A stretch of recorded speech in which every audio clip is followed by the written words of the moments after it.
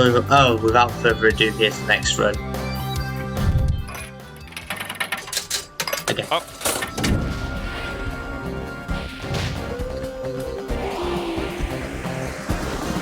Right, there you go. That just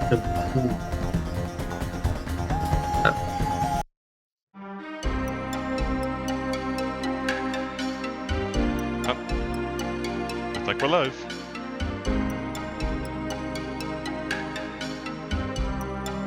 completely freely because the black went.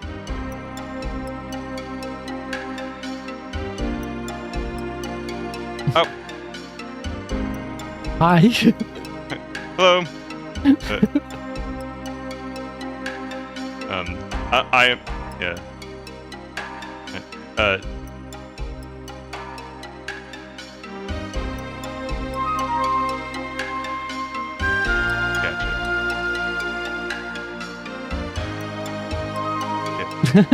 Yeah. I'm Zyke here. I'm the teacher of this game, Jade Cocoon, story of the Jade Cocoon, and with me is my student, NickRPGreen. Hello, I am NickRPGreen, and yes, I've obviously been learning Jade Cocoon for the last 3 months. It's been a very, very interesting experience. It's a very, very weird game, but it's quite charming. It's been a lot of fun to learn. And yeah, I hope it goes well. There's quite a lot of RNG. We're going to be creating some saves along the way just to be on the safe side. Yeah, it should be all good. Now, before we get started, there was a character name bid war. Before we start, could I get the result? What name are we going for? Bartholomew. All right. Yes. The fun thing about this is that time starts before name entry. So I'm glad that it was a nice long name that I'm going to have to put in. Cool. Before we get started, there are some options that we have to very quickly change to make sure that everything's nice and fast. So we have instant display, animation cut stays on, we turn speech off, and we turn these effects off because they slow things down. Ezekiel, what is your favorite color? I'm partial to the green, third option. Green it is. We get a choice of 4 different colors for our menus. So that's what we're going to go with. All right. Let's count it down. We will start in 3, 2, 1, go! All right, so we have a cutscene to skip, and then we will get to the character name. So it is Bartholome.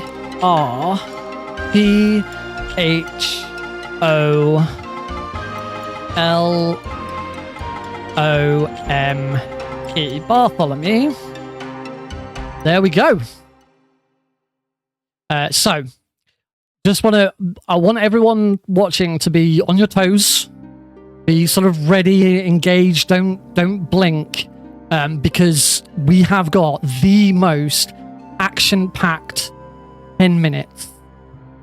And by action-packed, Zika? Yeah, this game takes its time starting for sure, and this is with skips or all these instant cuts. It's still like 10 minutes of runtime just waiting for things to happen, and the voice acting isn't bad. There's some people who have become who's in the industry, like Brienne Brosie's Louie, that little kid. Michelle Ruff is Mabu, she's big in a lot of things. We'll see Richard Epgar and Darren Norris list all these names, but they let you know they have the budget to make this, because these cutscenes are long and drawn out. Is pretty much 10 minutes of button mashing to skip things for a bit until the game actually starts. This is Levant is the son of a cocoon master named Briquette, and basically he's seen as the son of a craven coward. Happy Father's Day, and we're just kind of in little dream sequences about our misgivings. Hold on a sec. Okay.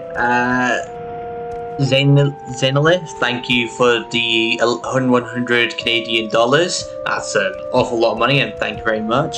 And offering to Tutorus, may he behave himself. And this was towards Wario World. Eros is definitely now eating a bit of raw garlic. Oh, that dadgum scorpion. Zainlith there is the current world record holder of this category. In fact, as of yesterday, they've just improved the world record as well. Very nice.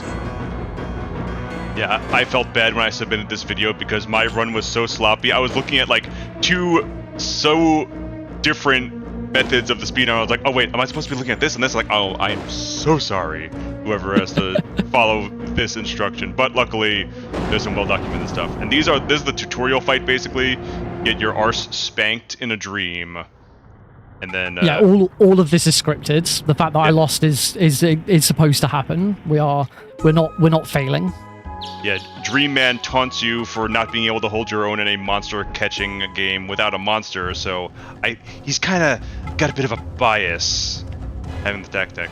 Oh, and now the plot has come. The Onibubu, the locust of the apocalypse. They have come to put everyone to sleep, and that's not great.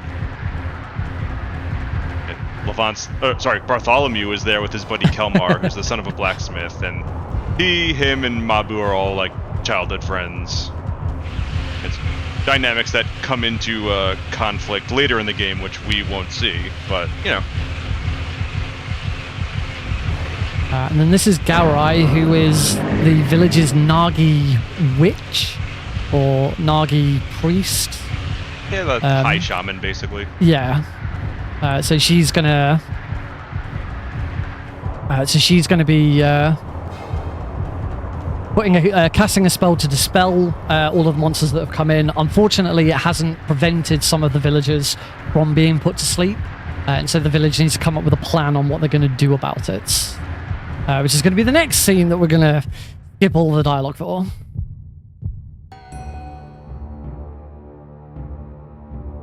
So here is the town elder, the chieftain, and Gaurai sort of deciding what to do about it. Yeah, Jabara is like an emissary from the kingdom of Gehenna-Pale, which are like a more expansionist kingdom or whatever. She's just kind of like trying to find ways to get a foothold over the forest that's pushing back against each other. It's kind of got some Princess Mononoke vibes here and there.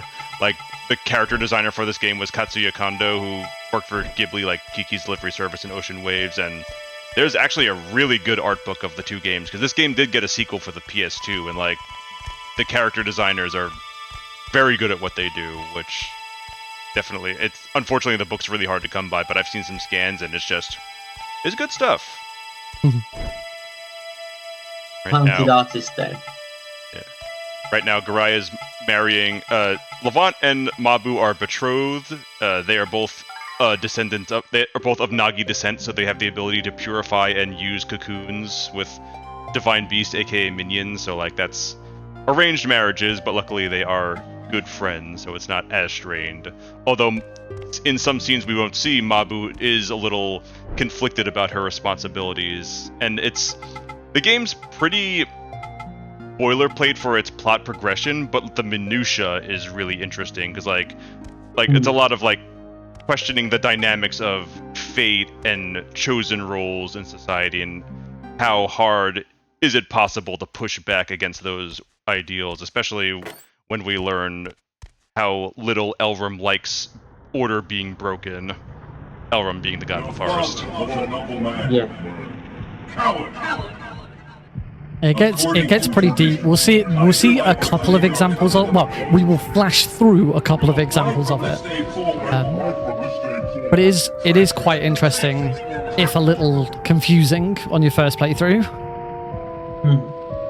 So we are going into another dream sequence. Bartholomew here really struggles with his sleep. So much guilt and so many problems. It's kind of what happens when you sleep in bed with your shoes on. this fight, we'll get a taste of what actual combat will be with this Pataimel. He's a little fire wasp. Nowhere near as nasty as the minions, so Levant. That is the nice thing about this game. You can fight the minions yourself, but you're not nearly as strong as the beasts you can capture.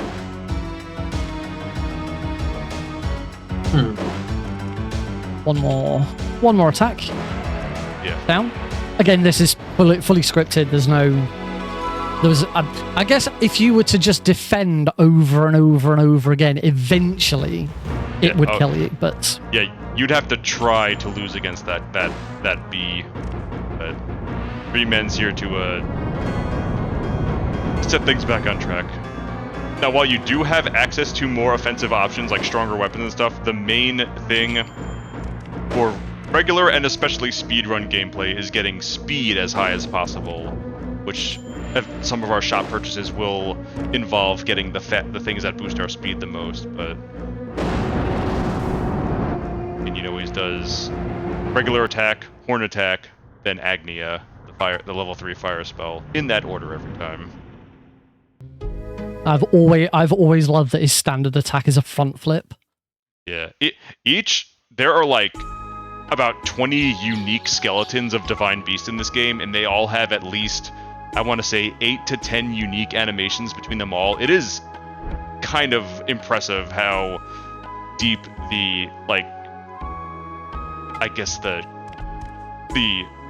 how deep this game has. Like, the merging system's really complex, which we won't see because we don't do any merging, but like, a lot of like little things and values that get changed when you merge different beasts together, and it's really impressive. It just it doesn't have it nearly as complex, though it is pretty strong as a game in itself. So both games have a staggering amount of voice acting between them both. It's kind of impressive. Okay, we're going to Louis. Louis's the watchtower keeper, so he has the key to the village gate, which we'll be going to the forest real quick to meet Chorus, the Blue Cocoon Master, to get us started on our collection.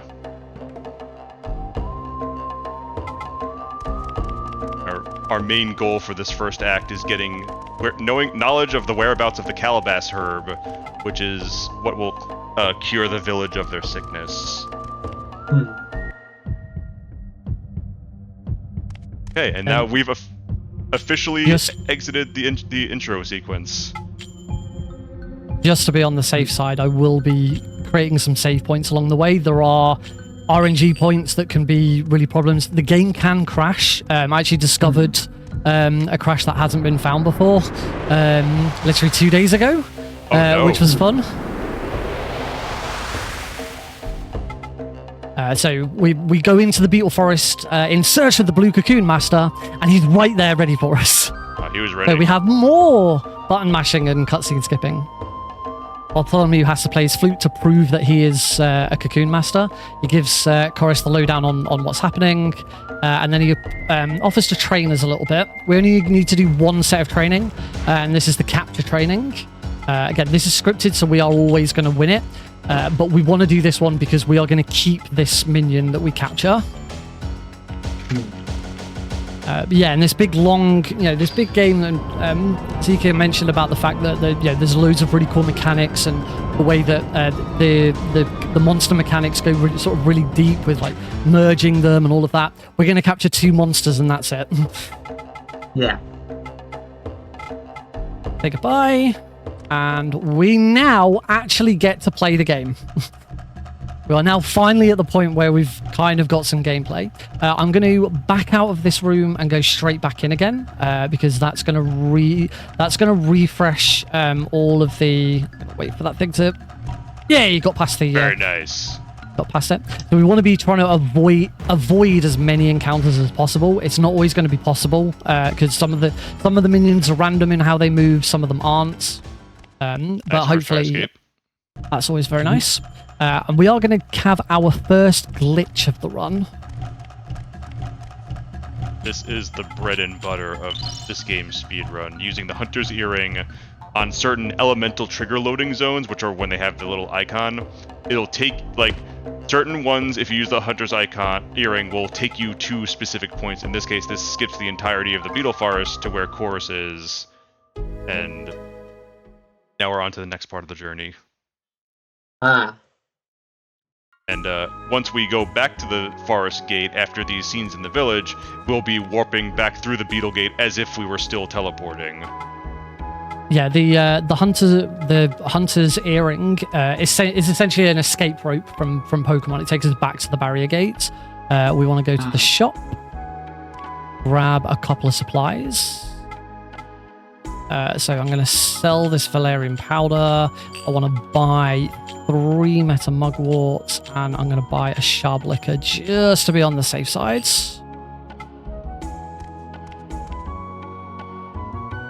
Yeah, it's possible that a fight coming up might go sour, but yes, it normally would be at the place where we first entered here, but since we hadn't properly loaded into this yet, we're here. Yeah.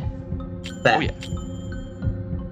Again, this next fight has a very big RNG moment at the end of it, so just again making a safety save just on the off chance that it goes wrong, because it can do. We're going to capture our second minion, our second and only other minion. But unlike Arpatron, our first minion, which was scripted to succeed, this isn't. As I say, the actual capture of it is a big RNG element. So here he is, Mardrag.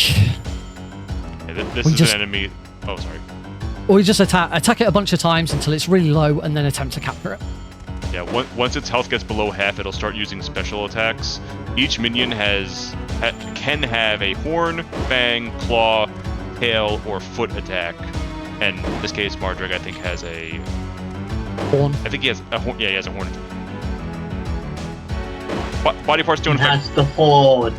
Yeah, he's got the armored horn doggo, and he'll show up in Beetle Forest as well. They're one of the tougher enemies because they're fast. In this game, speed is king, because if you're faster than your opponent, you can get like 1.7 turns on someone, and yeah, if like even if you get like a hardy beast, like if you're taking 2 attacks per turn, you're not getting through. So it's safety heal. Here's where the RNG comes in, because in the previous forest we did no capturing whatsoever. My capture level is still level 1, and this is a level 3 creature, so we can still capture it, but there's a very good chance of it failing. So we do the safety heal, and that's a fail. And we just have to keep trying until eventually we capture it. Yeah. It's basically just a matter of just winking it and hoping for the best. Yeah, and thankfully Mardrag can only pull off 2 horn attacks because it only has about 22 MP. So afterwards he'll just... This looks better. Oh, there. No. Oh, no. Rude. Literally, I thought you had it then for a second. Shoot, it was so close too. It was quite literally that Pokemon thing, wasn't it? Yeah, ideally we don't want to see it struggle. If it struggles like this, it can still capture, but more often than not, it won't. But that is a successful capture! Yay! Nice, third time's the charm. Let's we got there eventually.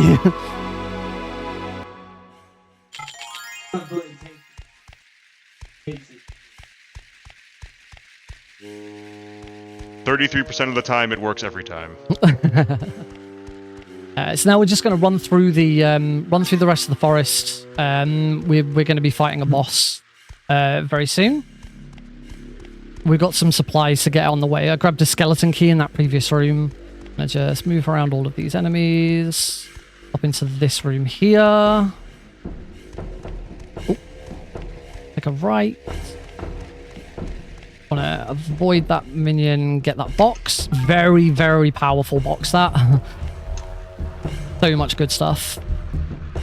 Yeah, the boss in this forest is weak to fire, which we just got 2 fire things which Levant can carry, as well as a Sparrow Ruff, I think that is, that boosts a magic attack.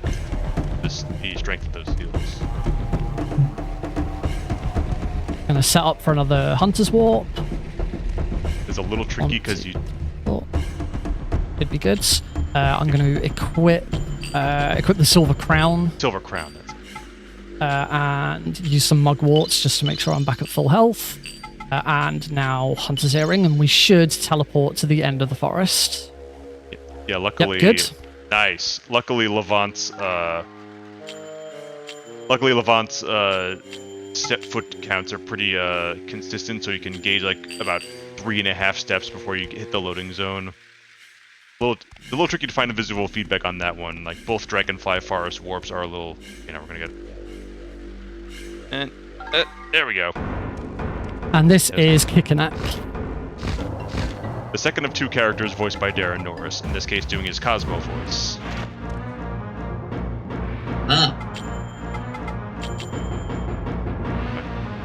Use a couple Agni Seal to soften him up. Now the speed will come into play. Kickanak will eventually get 2 hits on Levant, so you gotta be a little careful there. You just need to bring up Mega Toilet. That'll scare him. Super toilet. So here I now need to heal. It takes, I think, 2 Seal 3s and a Seal 1 to bring him down. Thereabout. Three ones and a 2. Oh, okay. Is the way I do it. Gotcha. Oh yeah, the music is super good in this game, Zainal said. And this and 2 both have stupendous soundtracks. Like 2 has a bit of a tone inconsistency problem, but the music always goes hard. That's Kickanak defeated. Nice Grout Walnut. That's really good. Money is... any items we collect will be sold later, and any items that we get and the more money we have is very useful, because there's going to be one big massive shop before the end of the game. So making sure I've got enough money for that is very important. Kickanak is one of 2 divine forest spirits we meet who went afoul of Elrum's wishes, and he has a lot to say about Kickanak has a lot to say about his history as a divine spirit and who he's hung out with. Really cool stuff. Probably the least arduous NPC to talk to, honestly. Right, we're gonna head into my favorite forest because it has the funkiest music. Oh yeah, it's super. This is the spider forest, where not a lot happens. We're just trying to get through it as quickly as possible. There's going to be another hunter's warp. And this one is super early compared to the other. Well, compared to the last one.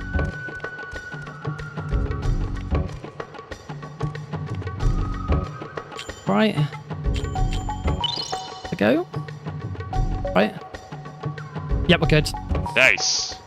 And then we skipped basically like the entire first half and gaining access to this part of the forest. Otherwise, we had to talk to Todo Yamu, the aspect of the divine spirit Mammon. Oh, got past him. Nice. Nice snake. Oh, this is going to be a perfect spider forest, hopefully. Nice one. Dude, like the Yamu family are greedy and like treasure, and we're basically trying to trick him into getting us into the inner sanctum of the forest to capture the divine tree to have. Oh. These essentially weeping angels from Doctor Who. Yeah, they'll tiptoe towards you. The tiptoeing tree. Maybe you're not looking. Yeah. Yeah. It's cheeky. Ah, beautiful. That is perfect spider forest. Beautiful spider. No encounters. Immaculate arachnid.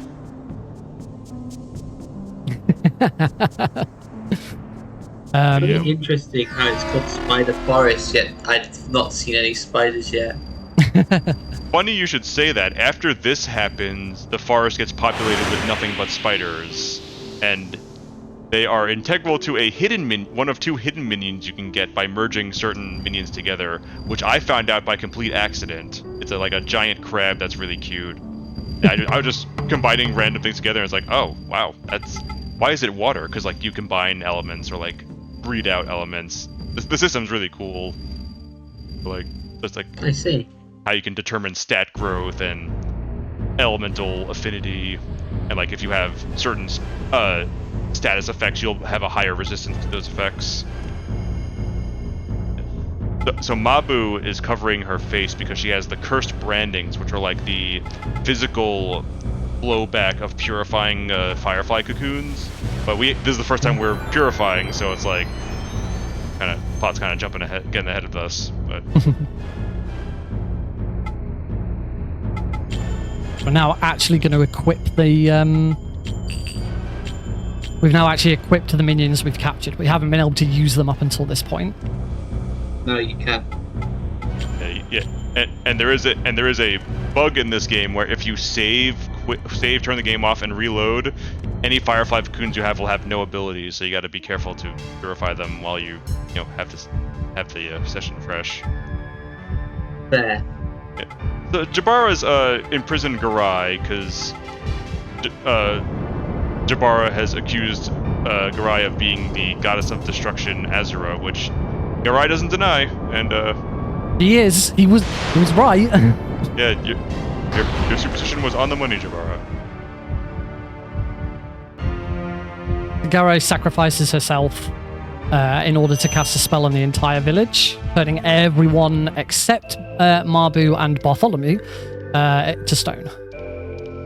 Basically, tying the fate of the village to Bartholomew.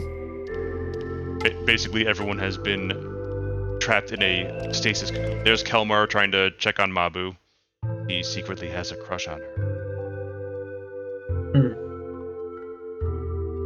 Don't tell nobody. Dude, that's my wife!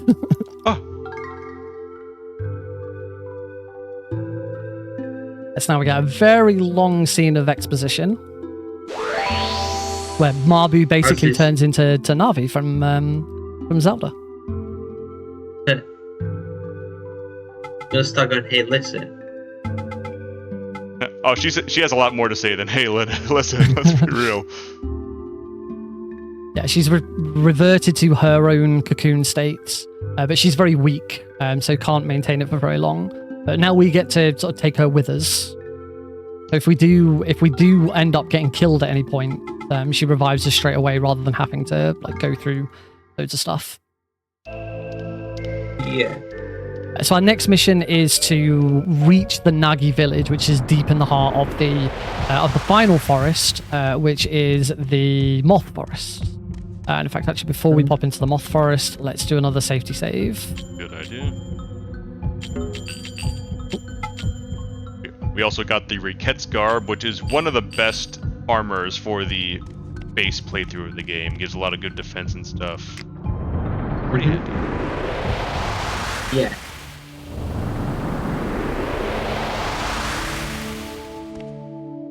We should need to do one more elemental switch. I'll just move back out and back in again. Changes the elements of the minions in here.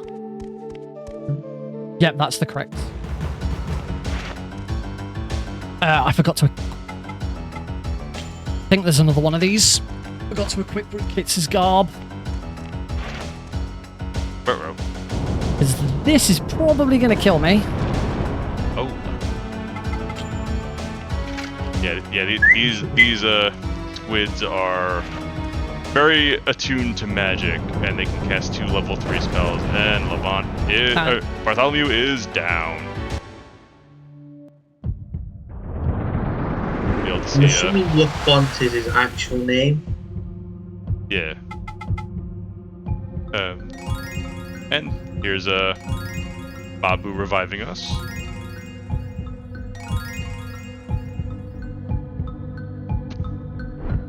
I don't believe with full health.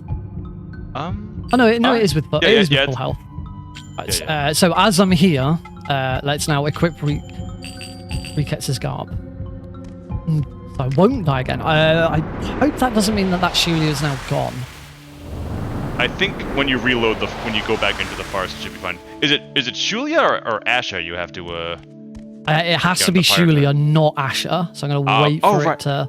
Oh right, because you can use the No. Oh right, because you have to use the Agnes. Right? Yeah. Right. Oh, that stinks. You got a back attack, so they were able to. Oh, 2 free turns. That's rude. Yeah. Again, it should be a Shulia, not an Asha. Yeah, they're a little shy, so they take a bit to show up on the screen. don't know if there is another. You know what? I'm going to play. Yeah, as far as I know, there isn't. It's mostly just big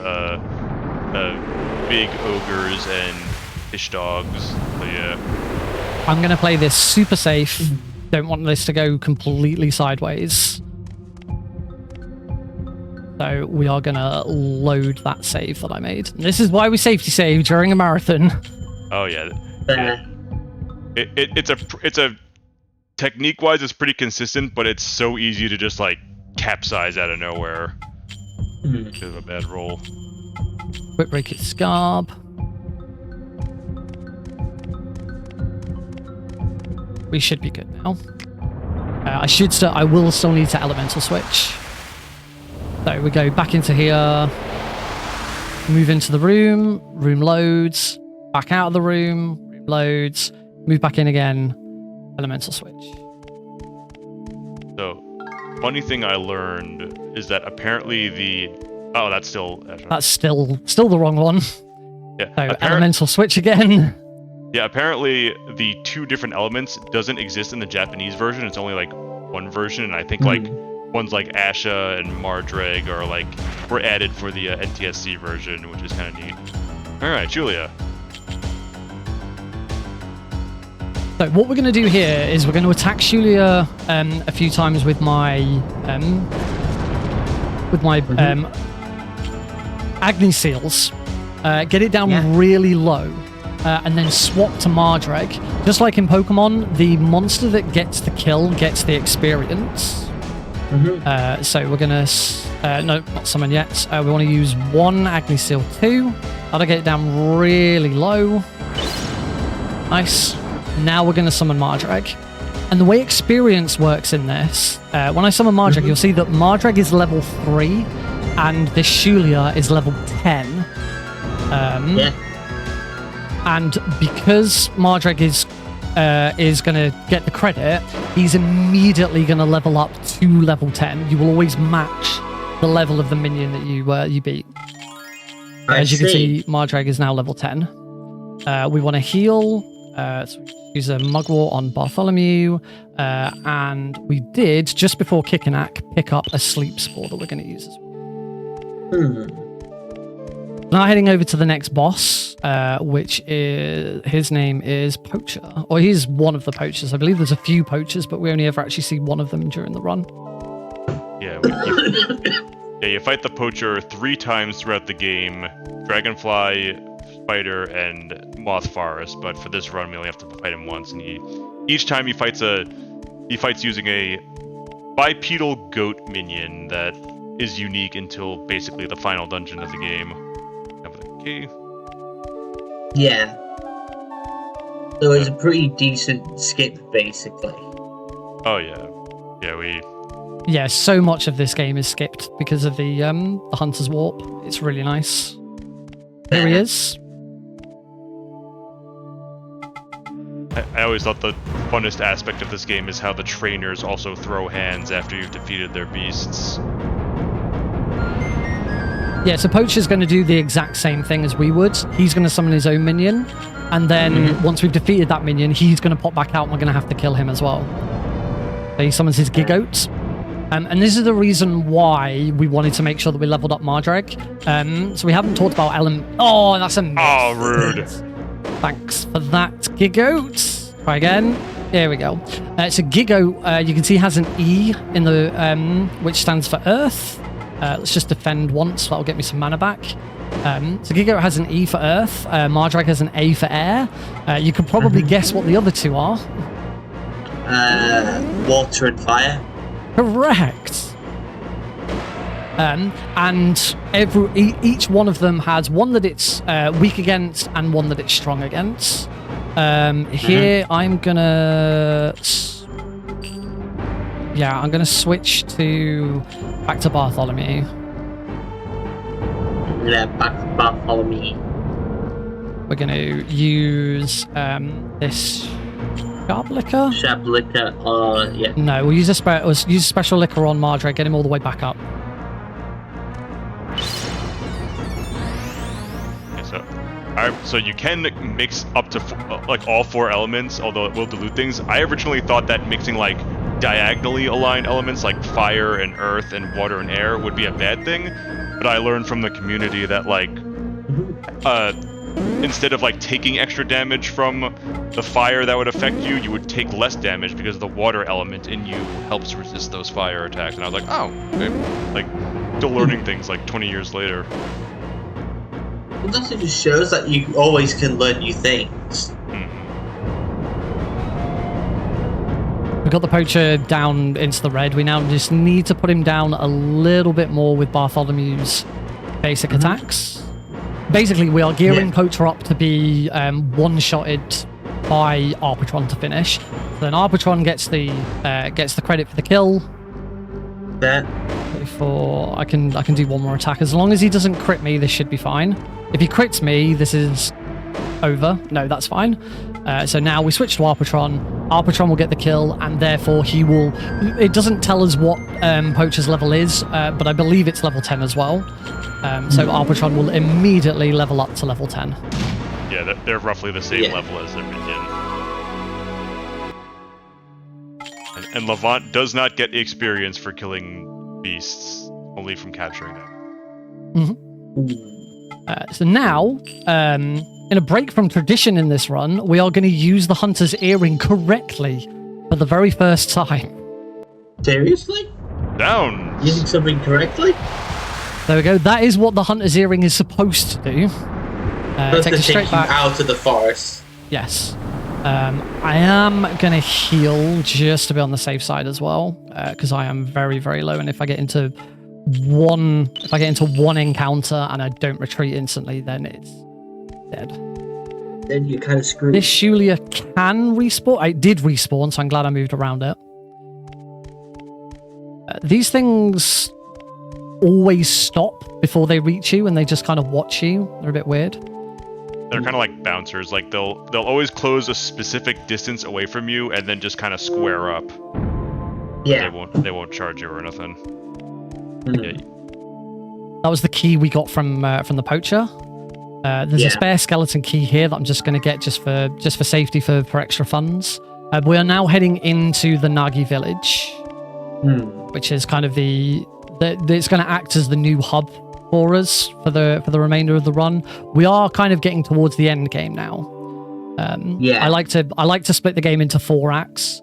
Got button mashing, you've got capturing, you've got training, which we've just completed training. Both of our minions are now at level 10, so they're no longer just their base level. And then we have the boss rush, is what we're going into now. There's a lot of exposition here. So we've got a bit of a wait with the cutscene. Then we're going to have our big shop, where I'm pretty certain I've got more than enough money for what we're going to need.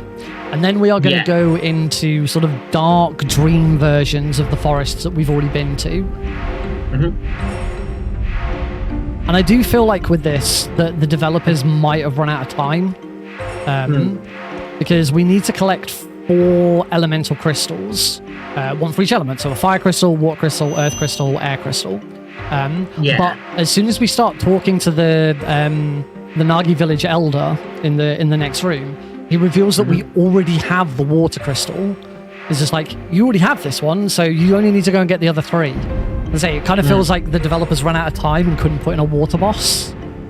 But I don't know if there's any truth to that. It's just speculation. Well, I think he does say the water trial is the trial of like isolation. And so basically the first act of the game is like the impetus for the water trial. Like that effectively, it's a decent way to get around that if there was meant to be another crystal trial. As we are just at another long cutscene and skipping dialogue, now's a great opportunity for any messages about Speedromizer or the charity or anything. So if you want to take over for a minute. Right, let me just go back on here just a second. Let me just go back on here. Alright, let me check. Oh, alright. Right, cool, yeah, I guess I'll just quickly read this. Um. So, hello everyone. This event is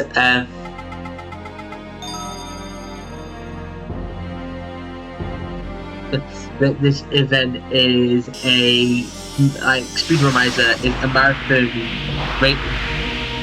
is a marathon where we raise runs for QMUNITY, British Columbia's Queer, Trans and Two-Spirit Resource Centre. It is a really great cause for people like me who more for people like me who live in British Columbia that are struggling with their sexual identity and how they are, and feel like they have no one to turn back to. So this is a great resource. This will be a great way to help people like that out. This will be a great way to help people like that, and it'll be a great cause to help. In the process, we help raise money for this. This is a marathon where we submit what does it mean by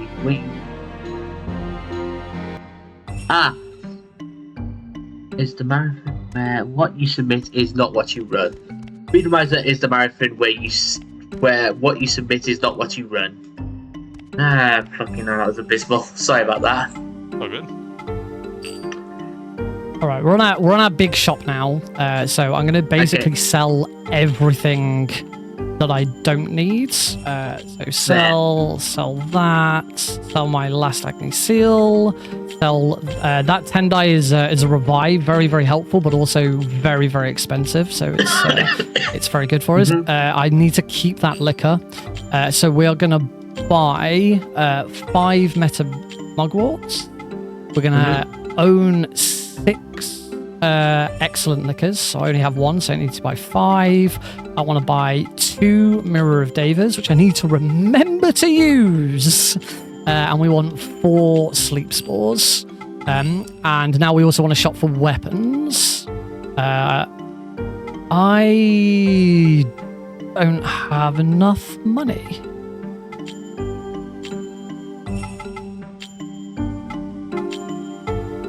No, not Sword of Speed. Little Bird. I don't have anywhere near enough money. Oh, goodness. How have I... What? What have I done? Did you buy too many liquors or something? I don't think so. You can probably sell your other your equipment that you take off. Yeah. Silver crown. I'm confused as to where I haven't got enough stuff. Right, let's sell stuff that I'm not using, but I don't think it's going to be enough.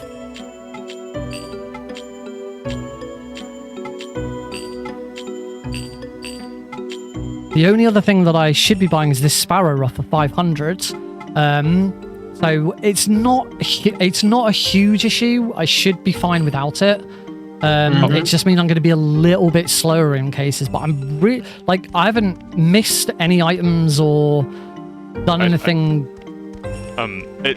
Zane said that the special liquor you used during the poacher fight might have been it, because that's worth 750 yuan. Yeah. That could have been it. So we're gonna create a safety save. Particularly as we're one item short, so it's just safer. Okay, so we are now going into the dream version of the Beetle Forest. We're going to go back through the forest. We're not going to do every single one. Again, we are going to do some skips. The 3 bosses that we're expected to fight, we're actually going to skip one.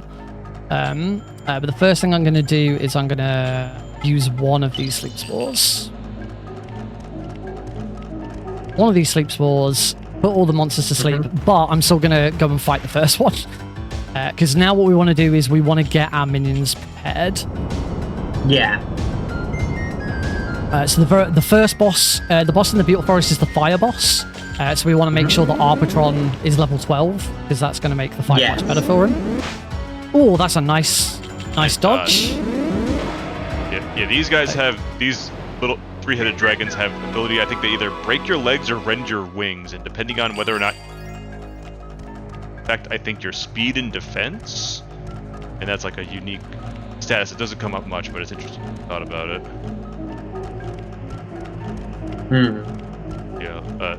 With the Divine Beast, like with the exception of a few unique ones like Suave and his ilk, each species more or less has 3 subvariants. Like dragons have the one like Arpatron, ones that we'll see in the Dragonfly Farce in the Netherworld, which are like big, cute chonkers with club tails, and like emaciated, magically inclined dragons. Like, for the like, and those things, that sleeping guy is the 3rd variant of what we got from Mardrag, and we saw the other variant in the Moth Forest, which are more like I call them fish dogs. So. Yeah. We've got another Hunter's Warp coming up. Uses another sleep spore to put all of the minions to sleep. Could get past all of them without getting into any fights. Oh, I moved into that scene. You gotta hide behind the tree to get that warp. Yeah. Do I need to heal at all? I think you're good. Yeah. I'm gonna heal for the mana. Because the fight against the fire boss is all about Arbitron. I believe there is a save point. I'm gonna again create another safety save. Yeah, the fire boss's minion has MP draining attacks, and that can be extremely rude.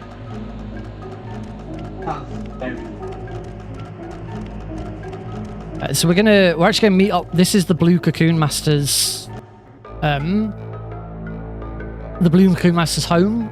We walked into it the first time we came through the Beetle Forest. You're supposed to have gone through that whole trek that we did, but we were able to warp straight into it. But because this fight happens outside it, we can't use the same warp to get straight here. So here is the fire boss. Yeah, and the very first thing I'm going to do is use a Mirror of Deva on Arpatron. I specifically call that out because it's the one thing I always used to forget to do.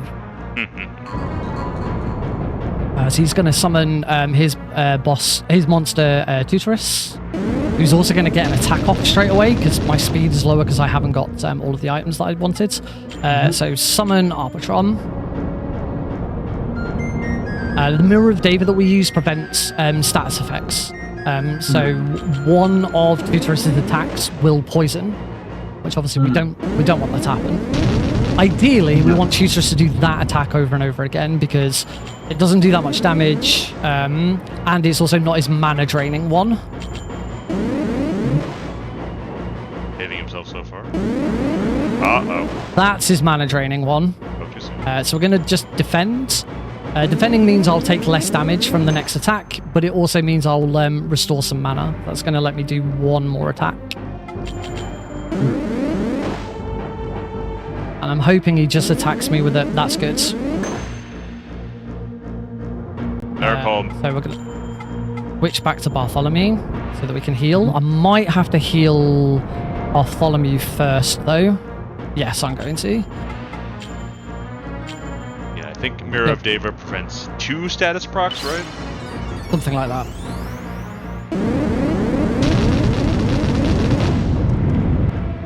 We should be fine. So now I'm going to heal Arbitron.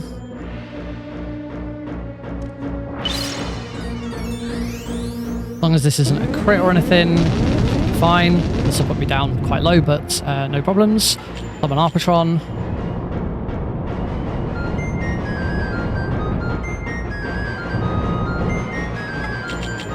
Special.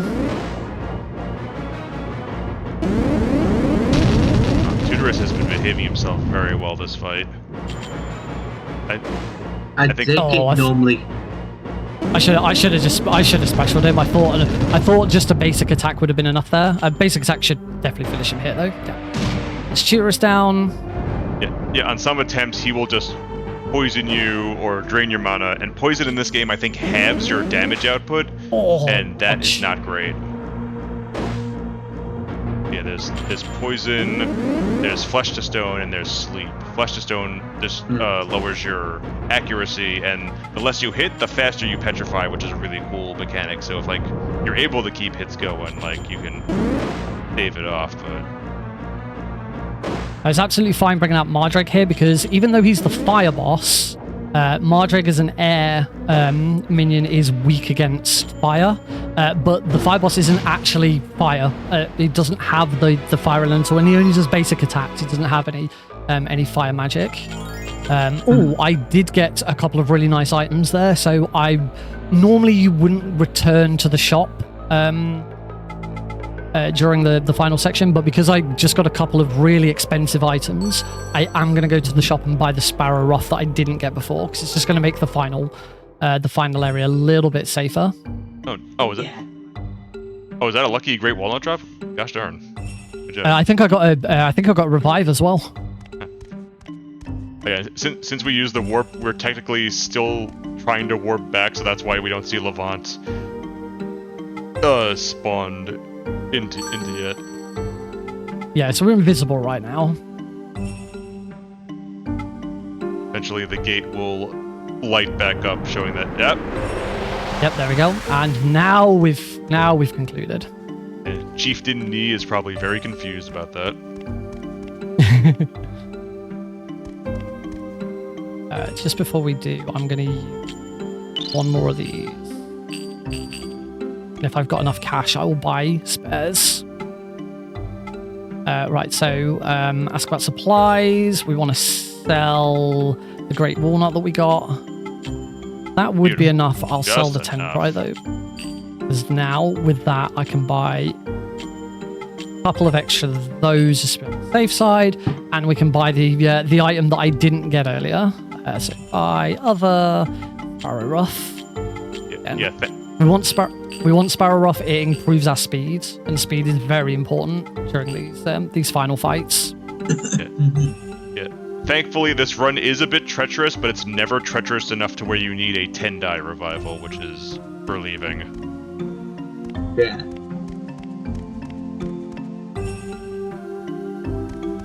So now we're going to head into the second forest. So we're going back to the Dragonfly Forest. We are going to be using a Hunter's Warp again, but this Hunter's Warp is kind of unique in that instead of warping us to a different location in the Dragonfly Forest, it's going to warp us into the Spider Forest, completely skipping the Dragonfly Forest. I'm guessing the reason is because we're technically like going to the same loading tube line, so I wonder if they're like these Netherworld forests are like mapped to the same like spot. Yeah. And there's the third variation of bird. We had regular feathered birds, like kind of pale birds, and flying mouths, as you do.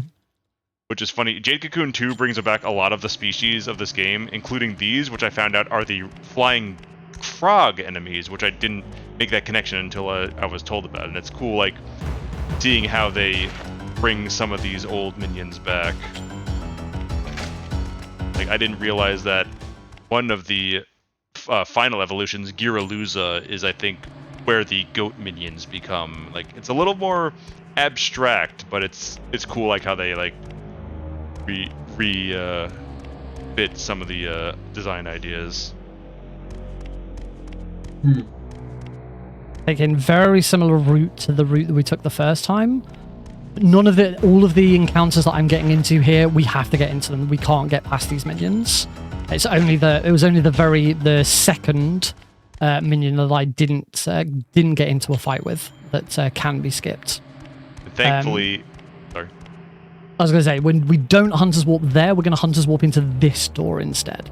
This is probably like the most easily, the most sensitive loading zone. It feels like it's really easy to accidentally stumble onto it, but luckily, luckily completing fights will heal your minions, I think, 25% each time, so running from those fights has healed Bart's minions.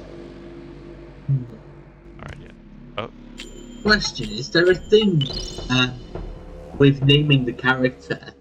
Or was it just literally just part of the whole? Was it just a thing? Like green just a sub thing? As far as I don't know the significance of Bartholomew. I know apparently there was like a barcode hashtag for one of the donation names, but I forgot what the joke behind that was. Were those name entries your idea, Nick, or were some? No. Originally, I was gonna make it just open so anyone could suggest anything. But Tiltify doesn't allow you to make your own. So I basically just went to the rest of the runners. We want to fight this. I went to the rest of the runners on the Discord server and said, right, we need some suggestions. Come up with whatever you can, and as long as it's 10 characters or less.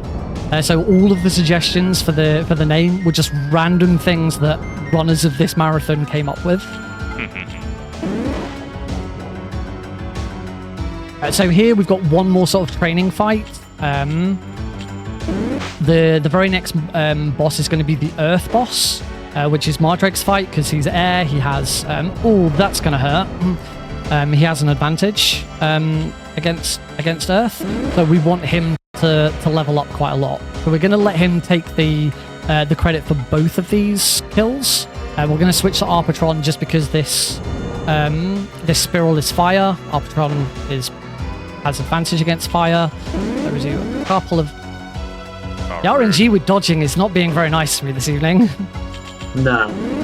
He's quite Oh, hard. come on! Oh, twofer! Oh my goodness! Wow! Oh, Cool. There we I just go. need one more. nice. Then Luckily, you swap it back to how do you pronounce it? Switch back to Mardreg. Mardrake. And now Mardreg will hopefully not miss. Oh, that wasn't enough to kill it. yeah. I should be okay. I should be... Just a basic attack as long as this doesn't miss. Cool, we're good. Oh, We're good. geez, I was a little worried there. I'm going to be honest. So what we're going to do is we're now just going to make sure that these two, everyone is healed up fully. We've got more than enough metas. So let's do it. Arpatron is now fully healed. Mardreg just leveled up, so no, he's going to need it as well. And I just remember I've still got one more sleep spore to use. Go on. Thankfully, the goat minions do not have elemental attacks, so it's safer for Arpatron to beat on them. Now, for those wanting to power grind, that blue hopping guy, Dog Power, those guys have very good crits because the faster you are, the higher your crit chance, and they are just crit machines. Especially if you get a passive that adds crit chance. It makes passives make your attacks more expensive, but like very nice escape. That could be dangerous if you don't run away.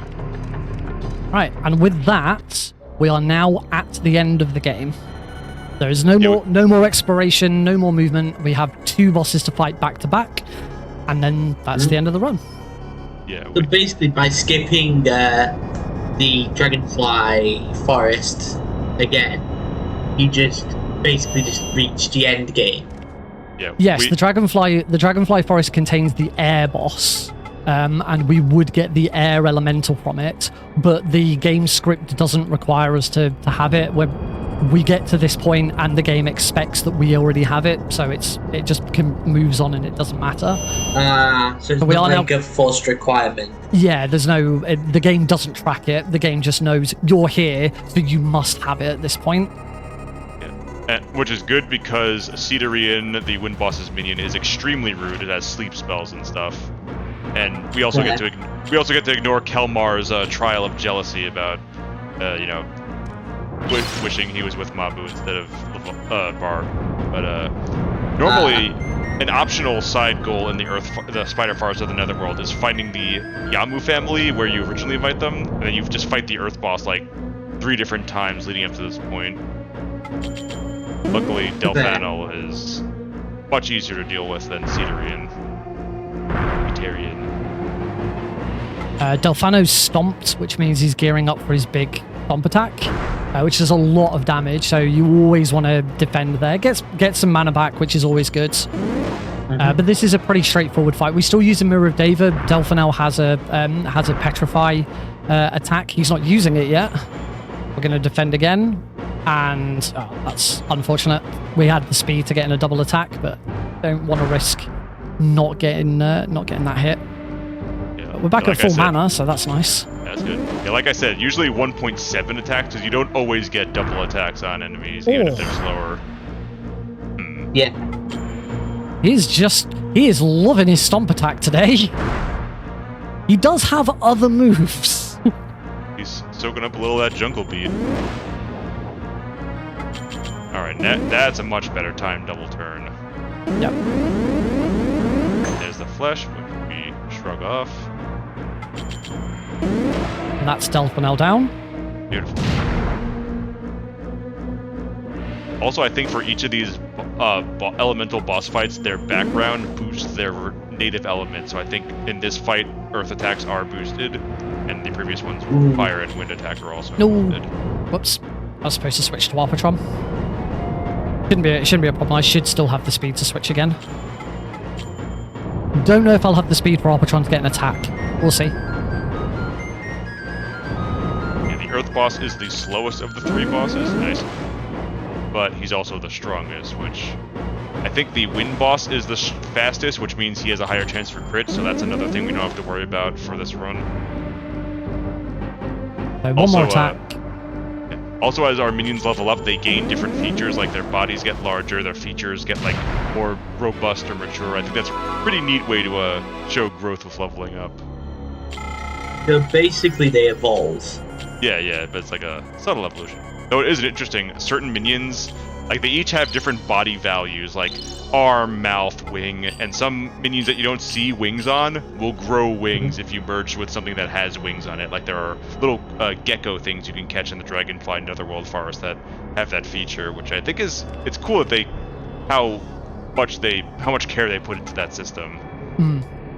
So, like for example, Arbitron was just a little lizard thing when you got it. Yeah, now he's more of a sort of fully fledged dragon. Yeah. So at the end of the Earth boss fight, it's very important that before you end the fight, you go and heal everything, because you get no opportunity to. We've got a couple of cutscenes to skip, and then we're on to the final boss. You may recognize the final boss if you think all the way back to the very start of the run. There'll be a figure. Man. It is the Dream Man, or as he's now called, the Chosen One. He is the Chosen One of Darkness. We are the Chosen One of the Light. And so together, we're going to summon Elrond's dragons to purify the world. But not before a boss fight. Yeah, we gotta prove our worth. I think the interesting thing about this Chosen One of Light and Darkness dynamic is it's not like Levant's good and the Chosen One is evil. It's like the Chosen One went against Elrim's wishes, which we learned aren't always on the up and up, just because Elrim has a very particular attitude towards things, and the Chosen One wanted to... Well, we'll find out that the Chosen One is Raket's, Levant's father, and he didn't like seeing his mother, who was a Nagi priestess before Mabu, suffering from the cursed brandings, and he wanted to find a way to purify them himself and not, have his wife suffer, and Elrim took issue with that, and basically doing that would lead to a black cocoon being made, which would corrupt the world and doom it. So it's it's an interesting dynamic for again, tradition and stuff. Yeah, Chosen One's minion's a bit different from his dream version. He'll switch elemental fields. We're going to be hoping for some good RNG here. There's a few nice things and there's a few nasty things that we don't want Kashidra to do. He's already swapping to air. He always goes in the same rotation. He does make the environment around him match his element. So right now, Mardrag is getting boosted attacks because the area is air. He's now switching to fire. Mardrag is weak against, so we are now going to switch to Arpatron. And ideally, because of the elemental changes, we want to beat Kashidra with either the area being water or air. More likely water because of the timing. Yeah. So that we only need a couple of attacks on the Chosen One. And should switch to water. Hopefully Kashidra won't heal with his water side, because that's his side. Each one has unique attacks, and this one he'll have either a laser... And it's a heal. And he's healed. Hopefully he doesn't switch again. but I think he's probably going to. There's his big laser. I think that's the only attack that isn't from a previous boss, which, hey, more credence to whether or not a water boss was existing. Oh, dang! Oh, wow. That Just ain't killed good. Arbitron. You got a Tendai, right? I don't think so, but it shouldn't be a problem. As long as Mardred can finish this. Yeah, that's fine. Okay, yeah, we're in the Okay. clear. It's going to be 3 hits on Chosen One to finish him. I'm going to have to defend to get some mana back. But time is when Chosen One's health bar reaches 0. Oh, and that's a dodge. Oh, of course. One more dodge. So it's actually at this point now going to be better for me to switch back to Bartholomew. Heal. I think I used up all of my liquors actually. I think I didn't check that. Oh, dang. Oh. Oh, you do have a Tendai, nice. I do. Yeah, It's just he's gonna kill me. I guess meta mugwort and hope for a not crit. Yeah. That was horrible. I've never seen this fight this tense before. This is horrible. Oh, he's thank. Right. Let's use the Tendai on Arbitron. That brings Arbitron all the way back up to full. And summon him again. Phew. Oh, Christ. And here I was saying that menu-based runs weren't as engaging. Oh. Dang, Chosen One got hands. Right, one more hit. So as long as my next attack lands, it's time. And time. Nice. Nice Oh, one. that was scary at the end. That was clutch. Dang. Oh, Well wow. So for the final cutscene, Chosen One reveals that he is Riquet's Levant's father, Bartholomew's father, but together they've proven themselves and they can play together. We're going to see some familiar faces come and join in their song as they summon the two dragons. Bringing light and darkness into harmony. Oh, Zane says the Chosen One has the highest crit rate in the game. I did not know that. I did not know that. I know it now. And I guess it makes sense from a coding thing because he's using a special attack, not a physical attack. So he's able to he probably has a plus crit modifier. That's learn something new every day. But yeah, that is Jade Cocoon, Story of the Tamamayu. There is a post game where you just like do an endless loop of dungeons to like keep leveling up and capturing new minions. There's loads of like unique minions you can keep going with. But as far as sort of the actual base game and the speedrun goes, that is it. There's various different categories for like you can play the Japanese version or the PAL version, and they're all slightly different because there's some tricks that work and some tricks that don't work. This is technically any % emulator, which is the NTSC US version. But it's not too difficult to get into. There's a lot of memory. You've got to remember a load of stuff, and saw that I completely forgot to do something at one point, which screwed me over a little bit. But we managed to sort of roll it back a little bit. But yeah, it's not too difficult to get into, and it has been a lot of fun. I'll be honest, when I first saw that this is what I'd been given in the draft, and I went and looked it up, I was like, this is a joke, right? Someone's put this in here to make someone suffer, because this just looks horrible. But the more I played it and the more I started really understanding the speedrun, the more I sort of really started to learn to appreciate it. And it's nice. I'm not an RPG speedrunner, so it's nice to have an RPG in my back pocket if I ever need it for another marathon or something like that. Then I will definitely be coming back to this because it's been a lot of fun. So thank you for putting it into Speedromizer for me to run. Thanks for being able to run it. And yeah, that's one thing I like about this run. It's like you don't feel the hour-plus length because like it's such a technically interesting run that there's enough to talk about to where it doesn't feel like you're just like going through menus and stuff. But like it's engaging enough, like on the field thing with the combat. Like most of the hard parts are just adjusting to RNG, and luckily it's not like hard to understand how to adjust to that. So like I think it's a really good entry-level run, especially for an RPG. Yeah, with that, that is it. I've been NickRPGreen. I am back in 2 runs time. You've got what? I've got a break run next, and then I'm back doing Metal Gear Solid 3, which is the run I submitted. But my student had to pull out, so they offered me the opportunity to run it. So I will be back with MGS3. There is a bid war open for it for the exact category that I'm going to do. So make sure you check that out, get donations in for that. But yeah, other than that, you can catch me at twitch.tv/NickRPGreen every Tuesday and Thursday. And I do various other marathons and stuff. So yeah, I'm always busy doing something. A lot of fun. I've been Zykir. This is the last run for me, but you can also catch me on Zykir at Twitch or a new channel me and a friend of mine have been starting called Force Damage. But yeah, I'm glad that this run has gone well, and I'm glad we clutched it out at the end. So I'm very glad we clutched out at the end. Like I said, That was quite cool. Yeah, unfortunately, Jade Cocoon 2 speedrun is nowhere near as brisk, which is a bummer because that game is very fun to play as a game. You know, so Just not as fun to speedrun.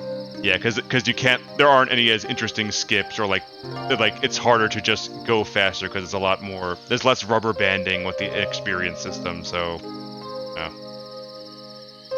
something that happens. I've tried to see if there are ways to do it, but like it's at minimum like I think 5 hours, and it's just nowhere near as amusing. Yeah, thank you so much for having us. Yeah. No problemo. Okay, I'm going to quickly call for an ad break, and by the time we're all and when the ad break is over, I will do a bit more discussions about talk about what's coming up and lead into our next run, which will be a 80% run of Kirby's Dream Land 2, ran by Tempest Mark 1000, and his teacher is Soul. So we'll see you after the break, and see you then. Take it easy, guys.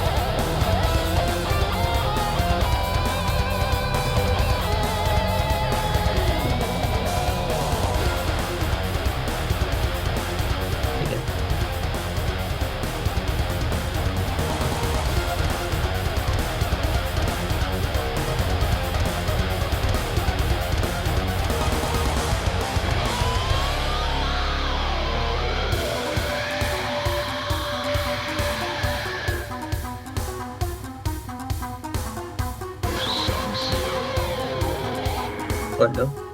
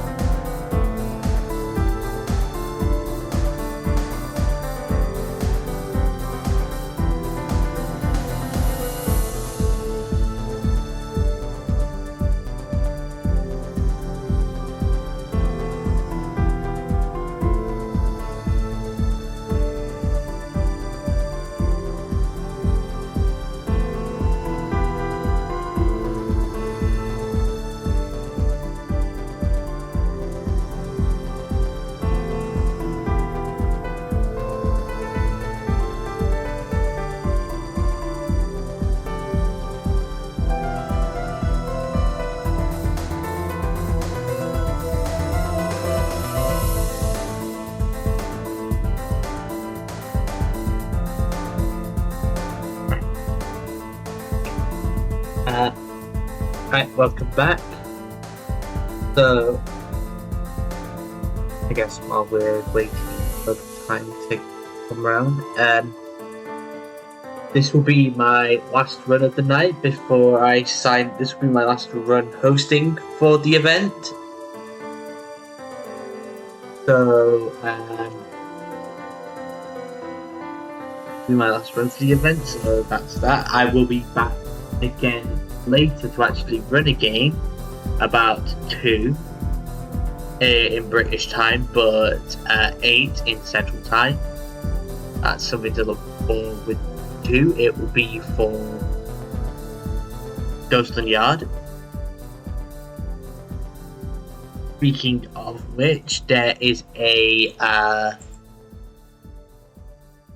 there is still an incentive, like money to be earned towards an incentive to have me and the other 2 runners of the game do a bonus run of the first apocalypse world of the game, which, as I've mentioned before, is a harder reversed version of the very first world of the game itself.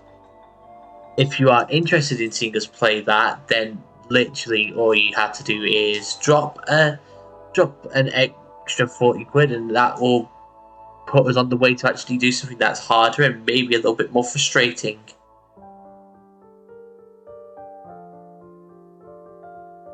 As well as that, there's still the cutscenes for the Spider-Man game for Spider-Man 2000, which you can work towards, and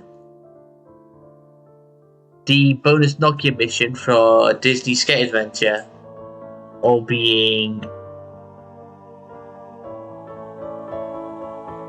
50 Canadian dollars and 48 Canadian dollars to finish off in total. If you really want to do them, then feel free to. If you really want to see them done, then that's something that you can work towards. If you just want to, but if you don't want to do it just for that, do it for the event that we're doing it. This charity is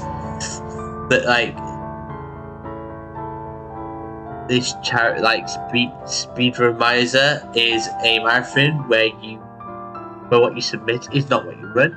We are raising funds for QMUNITY, a British Columbia's queer, trans, and two-spirit resource centre, not research, fucking moron. It's not flipping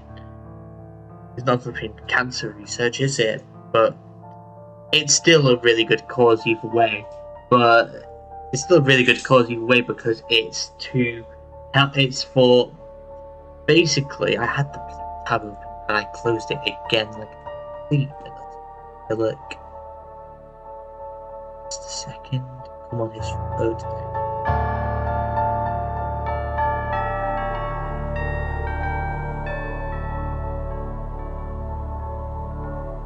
Second.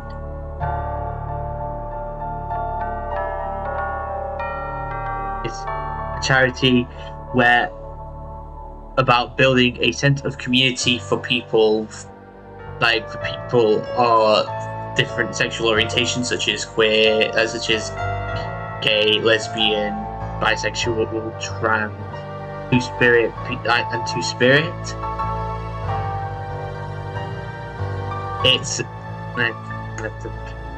It's words speak. Sorry. A great charity to trying to help people like me, for example, people like me that live in Canada, or more specifically, I just written down somewhere.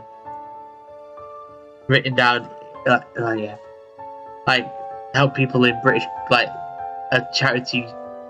Oh, for fuck's sake, I've loved my words. It's really just a good way to just kind of build up self-confidence for people like me, and make them feel not alone and isolated in a world that is very isolating right now.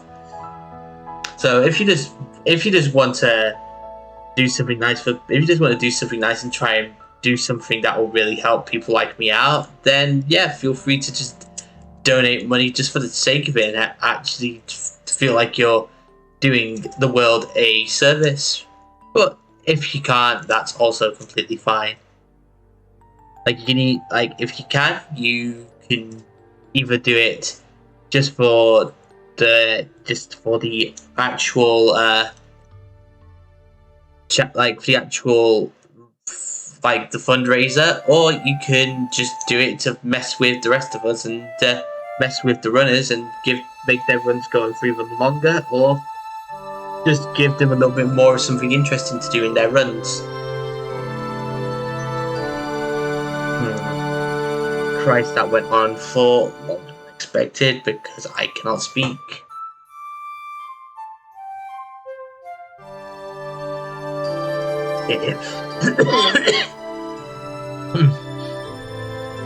Sorry. One. Second.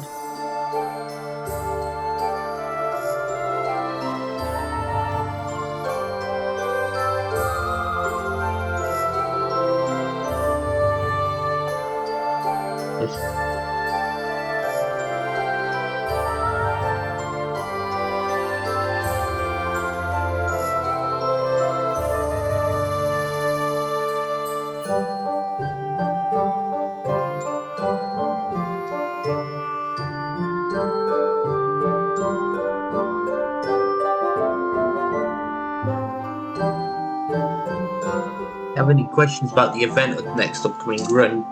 I'll try and answer the questions as best as I can, but I might not give you the best answer.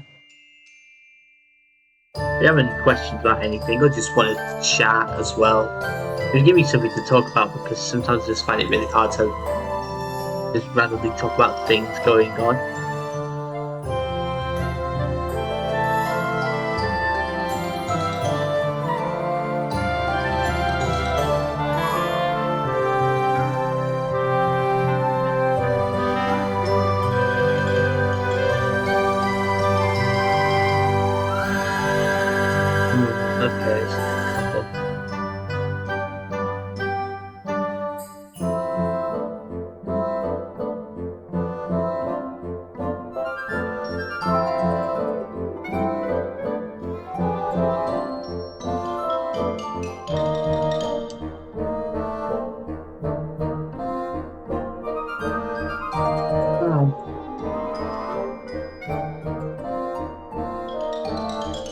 Well, cats are a good choice, but honestly, I prefer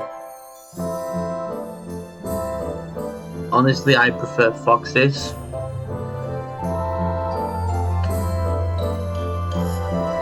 I love the colours, and I generally find them fascinating animals. It goes foxes, then owls, and then cats as my third favourite. Third place ain't bad.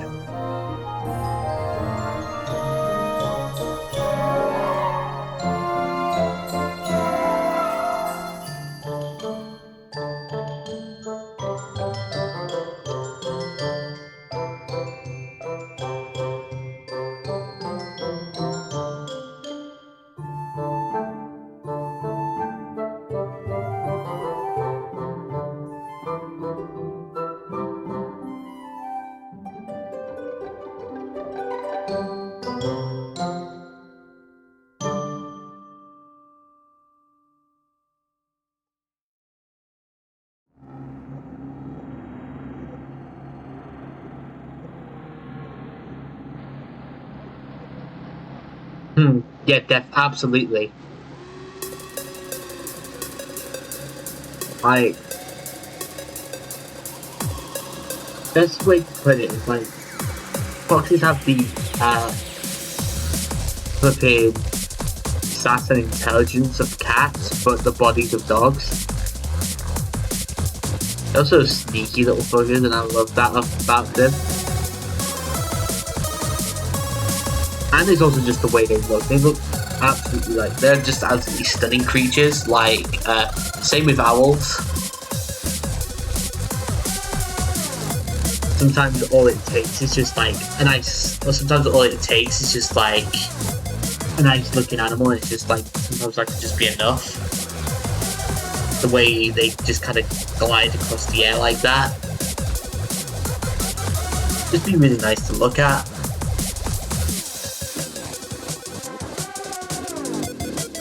Speaking of which, I actually went to an event back in like I think it was May, and one of the stalls at this event was a falconry of sorts. I can't remember what the actual term is for. Yeah, I think it is a falconry. And among them there were like these big, like there were owls,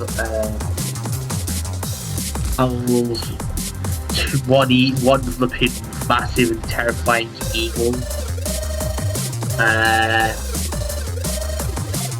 a couple of falcons. Yeah, some really nice birds. I actually was able to hold on to a little barn owl, which was called Pepper. He was apparently an aggressive bugger, and basically had a habit of basically seeing fingers as food. So basically, I couldn't pet him, but basically,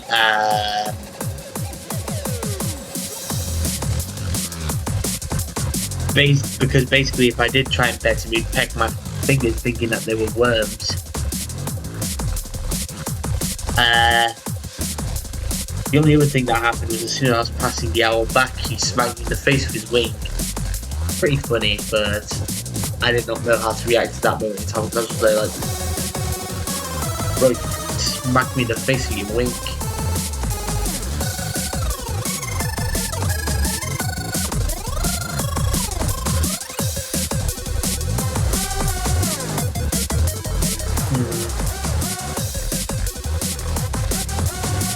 As for foxes, well, one of the times when I was walking back home, it was really late at night one night, like really late at night, there was, as I was walking through one of the parks near where I live, there was basically these two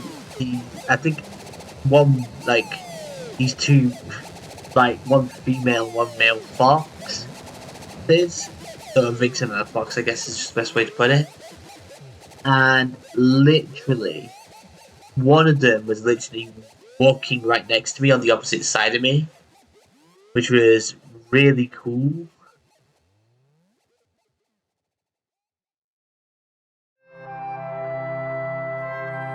Because normally foxes stay away from humans, but this one was just like,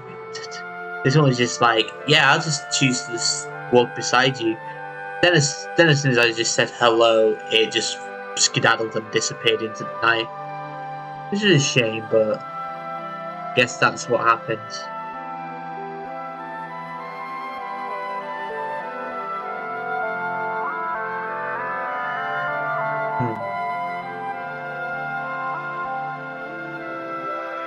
This is...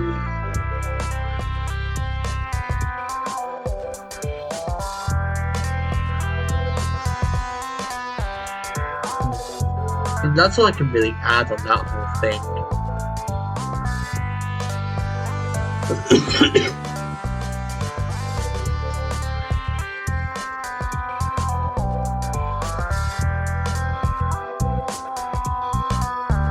It was fun to flip in, seeing you guys play through that game. It actually got me curious to actually look into it and see if I could find a copy. Luckily in the UK, I noticed it can go for some pretty steep prices, but I found that if you go for a certain copy of it in the UK, you can basically get it for you can basically get that and the sequel for about 40 quid each, for both of them. That's pretty nice.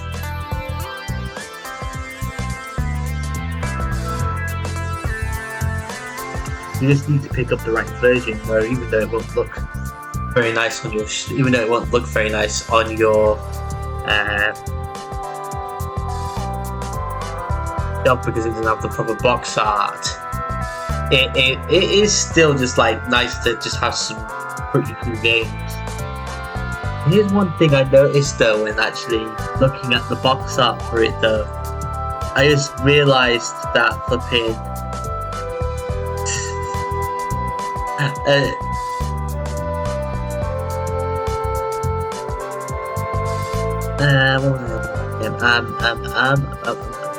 flipping I noticed that one of the developers for the game was actually flipping Crave.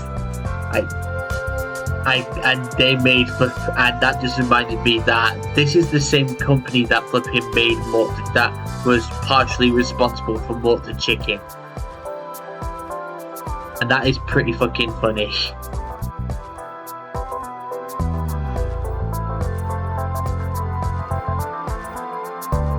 That's always the case though, yeah, flipping.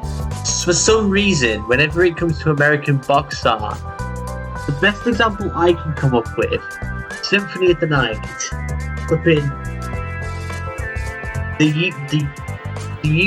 The UK box art for Symphony of the Night is fucking gorgeous. And then you got the US version, which is a very terrible FMV tower with an ugly ass font with a little bit of lightning on the outside of it. What the fuck is that?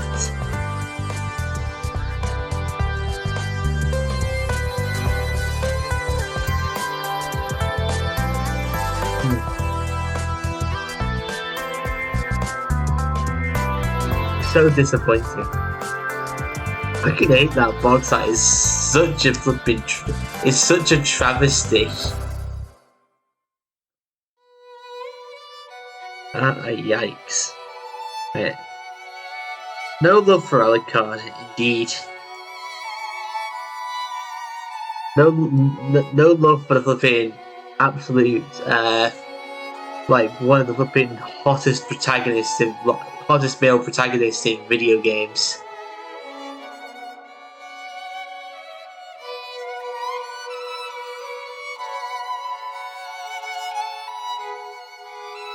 Man, don't get me started on flipping JP box art, man. That's a whole different beast of its own making.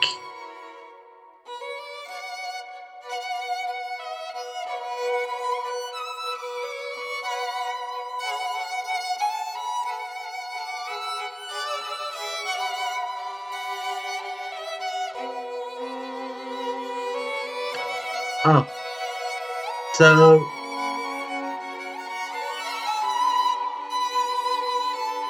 yeah, basically, What the Chicken is a relatively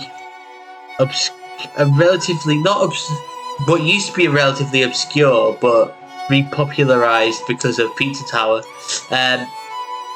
PS1 platformer from like I think the early 2000s, where you basically play as this lanky-necked chicken saving chicks from evil cubes.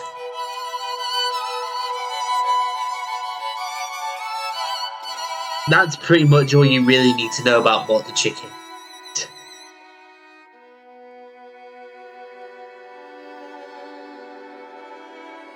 Yeah, flipping.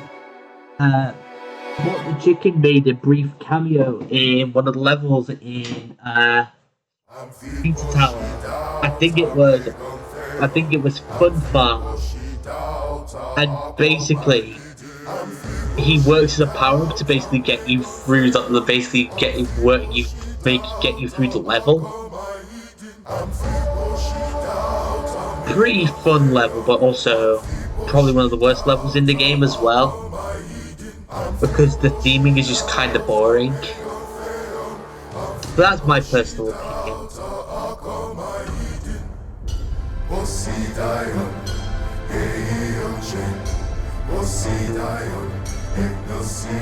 Yeah, it's pretty cool, isn't it?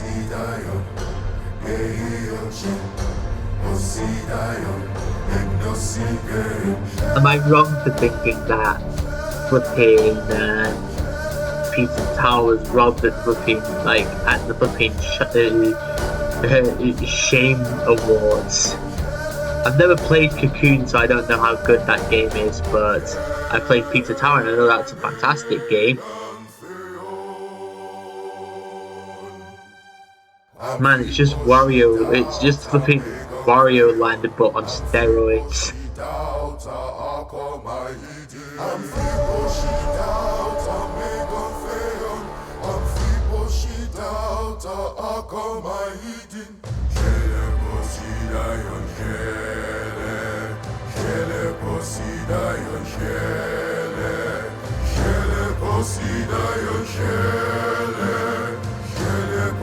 I really need to get back to that game at some point. I need to do the P ranks. and all the noise stuff.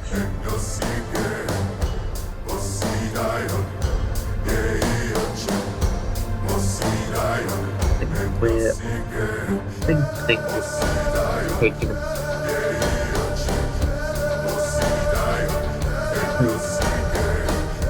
It was really cool.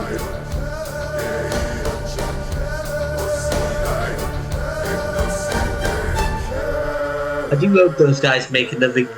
I do hope those guys come together again to make another game, because, like, either like a sequel if they wanted to, or just another game entirely, because that game was really fun to play, and those guys are like a proper tour de force. Like when it comes to like taking what should have been god awful visuals and actually making it into one of the most charming and entertaining 2D platforms I've played in a long time.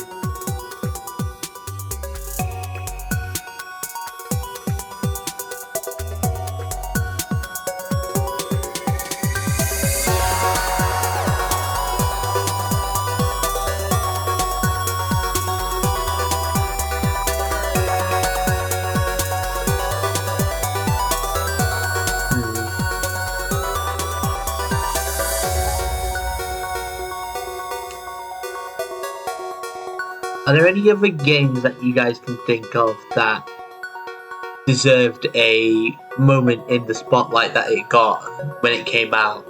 Either when it came out or years after it came out?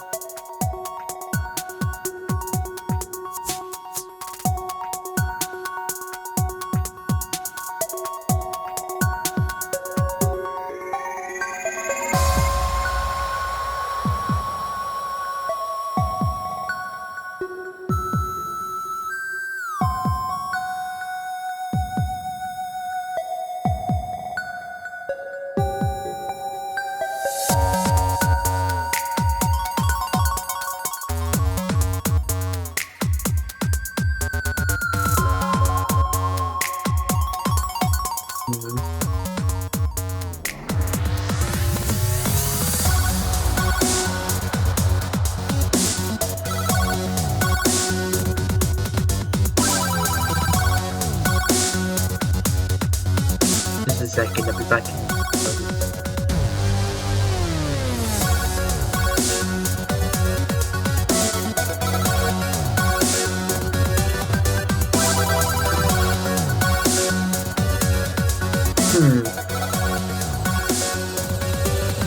And here's the thing about that, I've yet to play it though.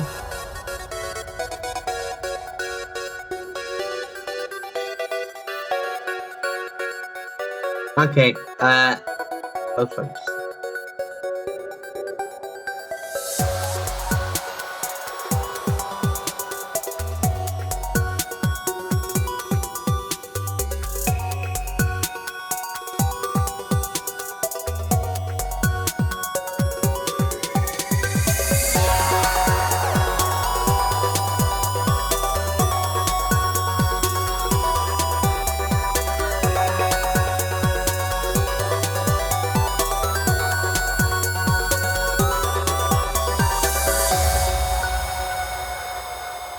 Okay, so we're having some issues at the moment, but so because of that, we'll be going into another 3-minute ad break. But beforehand, I'm going to yet again do another read through of the charity that we're working with here.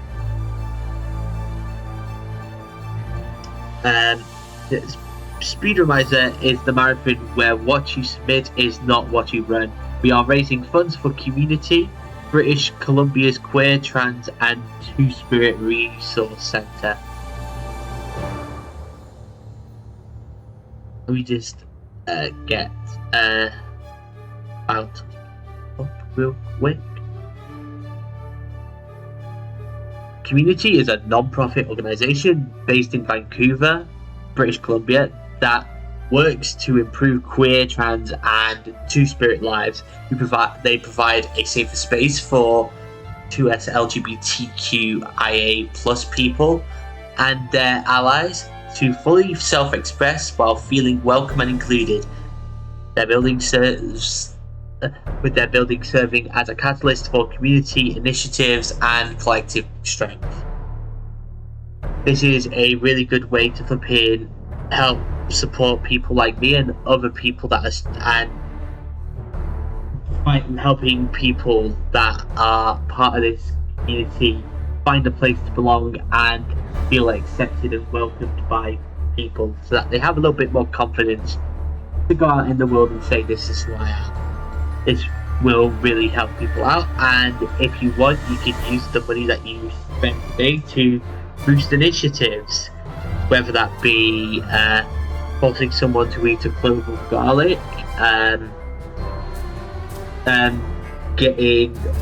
getting people to play harder versions of already existing levels, choosing characters for people to play as, forcing someone to watch corny 90s cutscenes of a superhero game,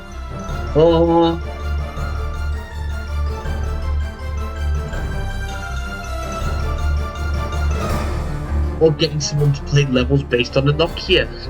That's also something that you can do as well.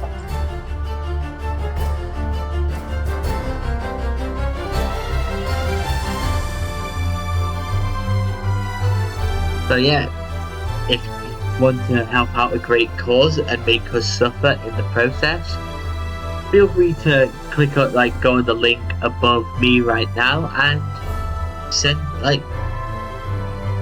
do some good, and do some good and make us suffer in the process. I'm afraid this is all I could say for now. I am going to leave you yet again while Drake plays.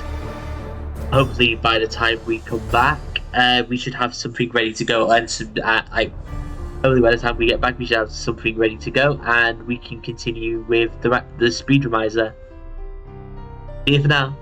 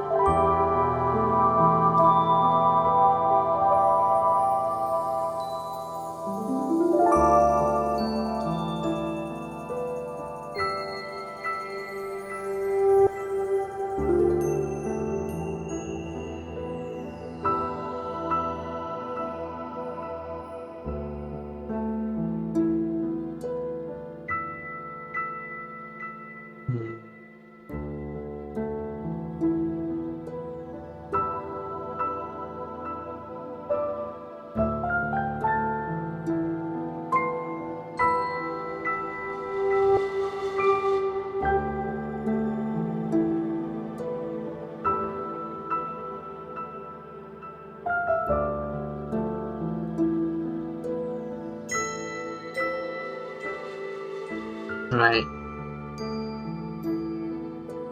I think we're getting somewhere.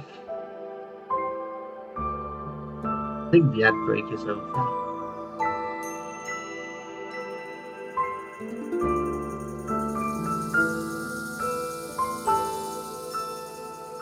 Still getting stuff.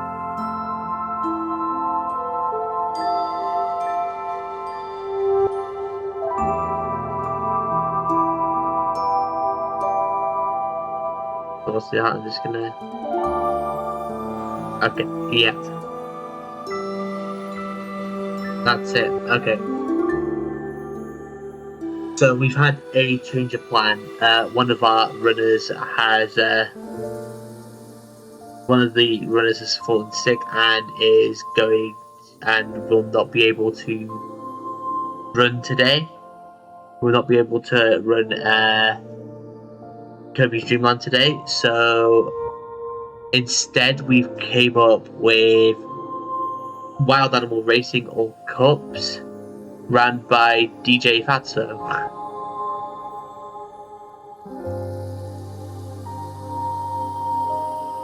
So, yeah, we're gonna, like, once they're ready to go, once they are ready to go, we can jump right into that. But for now, I'll just go back onto the topic that we were talking about before while we're waiting for that to get sorted out. I don't really know. Let me look into that quickly. Kid Chameleon.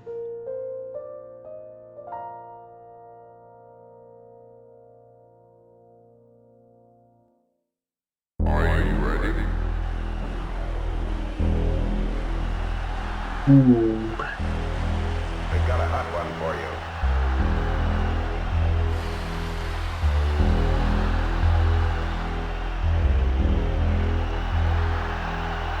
I can kind of see why flipping Kid Chameleon though kind of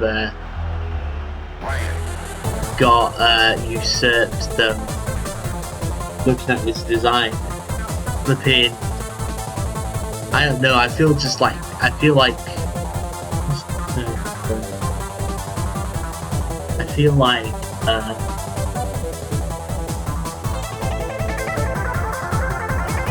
What the bloody word is now? Just a second. Let me just figure out what this word is. Ah, no, that's it. And Sonic just has one of those timeless designs, but looking at Kid Chameleon, he already looks pretty dated. He looks dated even for like the 1990s, in my opinion.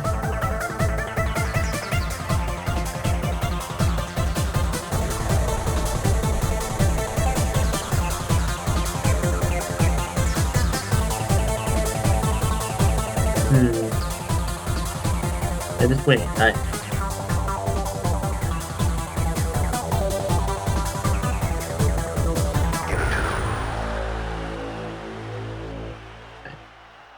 think we're almost ready to go. That's fair. I mean,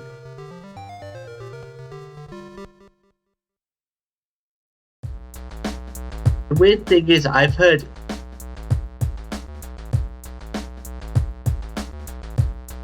of most of these titles before, but I never played them, probably just because they're a bit after my time.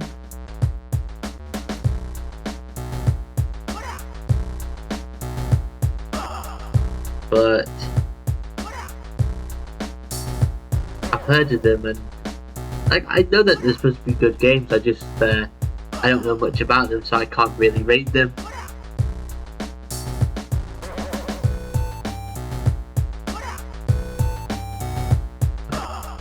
Just a second.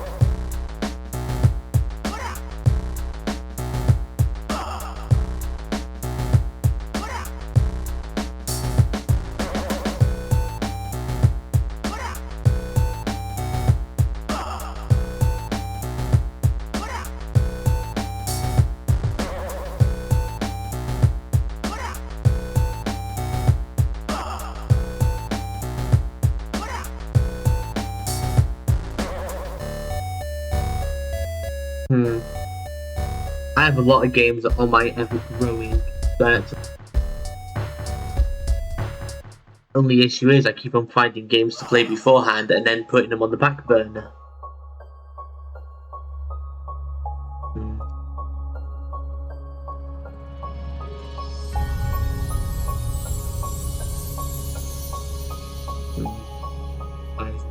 Stupid thing again.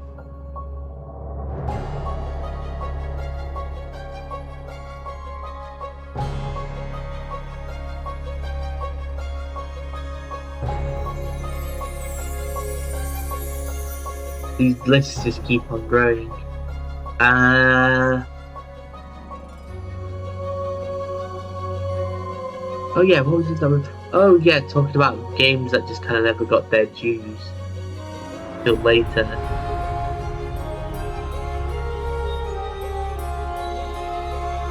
I mean, I suppose the best one I could think of, one that's a really good example, is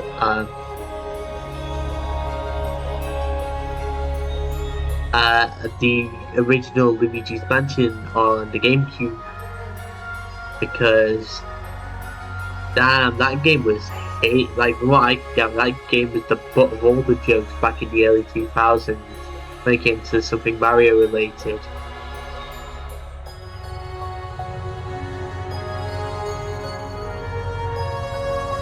And then I remember flipping again. The year of Luigi came round, and then there was flipping the flipping and the release of the second game, Dark Moon, which was a really good game. And for some reason, that just made people go, "Man, how come you just been hating on Luigi for so long? Luigi's kind of benched."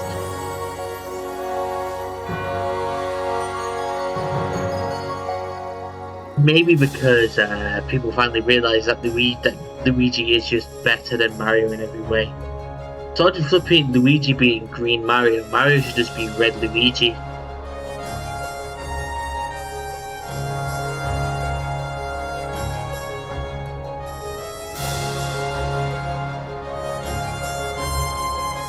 And Luigi's Mansion is a vibe.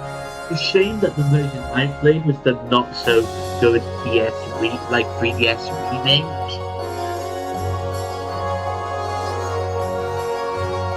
but the game itself is still very fun.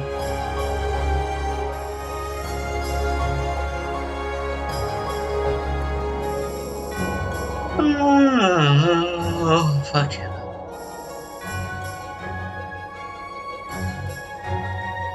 Yeah.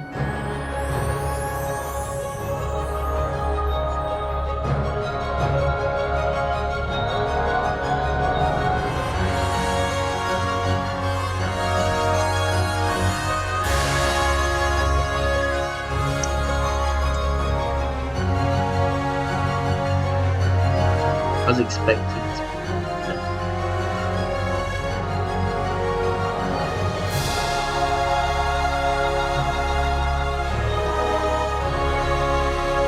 Should be good to go soon.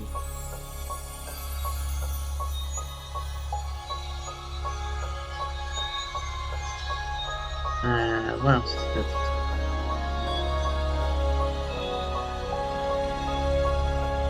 I mean, are there any other questions that you guys can think of to ask?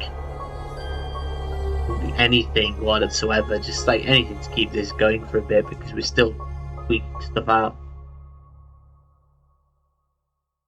Fair enough.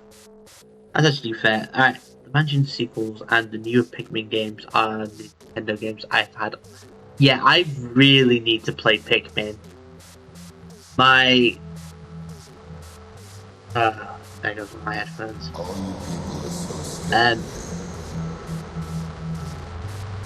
One of my friends at uni has an obsession with Pikmin games.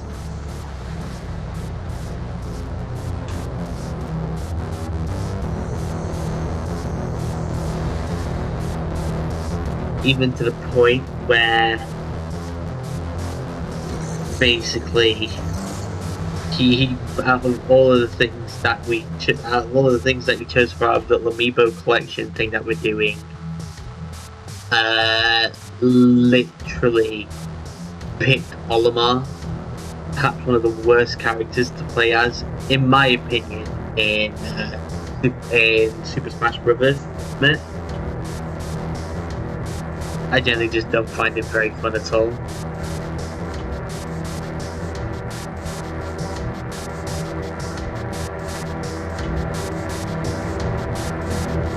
But it was like, I've heard really great things about the Pikmin games, but I just have not got around to picking up any of them yet. Luckily, I'm pretty sure all of them are on the Switch, and because of that I should be able to, when I decide to pick up a Switch 2, which I'll do when I start, which I will do probably around Christmas time maybe, play the game a little bit properly.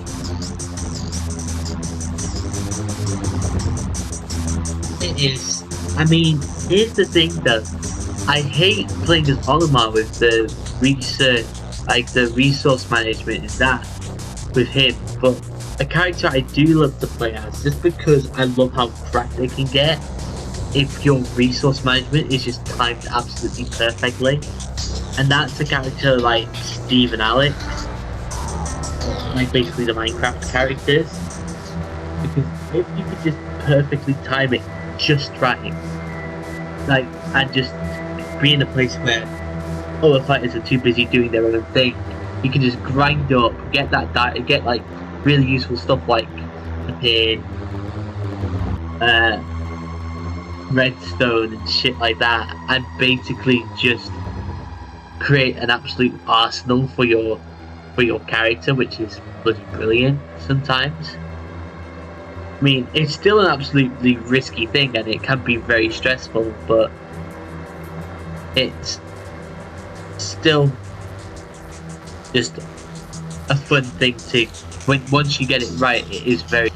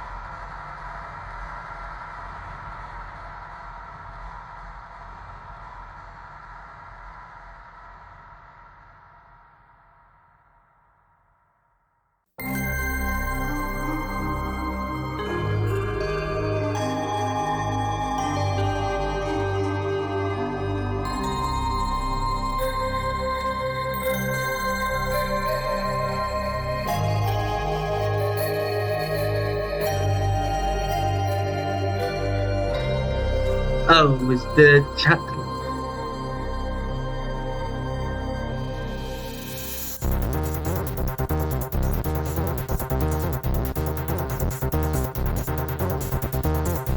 Okay. Let's try that again. Sorry about that. I might have had a couple of technical issues. So we have, like, because of